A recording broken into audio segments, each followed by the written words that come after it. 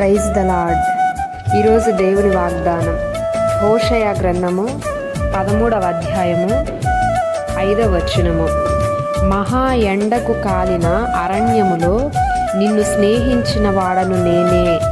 ఈరోజు పరిశుద్ధాత్మ దేవుడు మనతో మాట్లాడుతున్న మాటలేమనగా, ఇశ్రాయేలీల జీవితంలో అరణ్య యాత్రలో వారు ఎంతైతే బాధపడి అరణ్య యాత్రలో వారు దేవునికి విరోధముగా పాపము చేసినప్పుడు వారు కలిగినటువంటి ప్రతి కష్టములో మరి దేవుడు కొన్నిసార్లు వారిని శ్రమలను అనుభవించే విధంగా చేశాడు, పరీక్షలు కలుగజేశాడు, మరి కొన్నిసార్లు వారిని ఆదరించి ధైర్యపరిచి ముందుకు నడిపించాడు.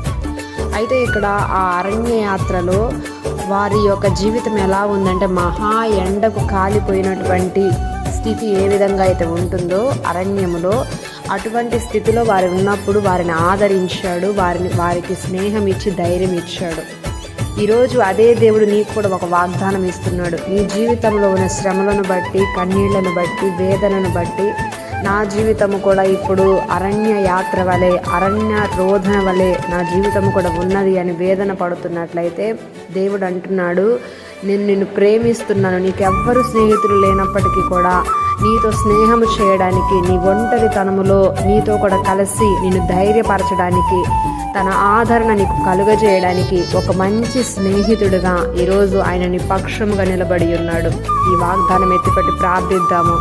అరణ్య యాత్ర వలె, అరణ్యము వలె నా జీవితం కాలిపోయినటువంటి ఎండిపోయిన స్థితిలో ఉన్నానయ్యా.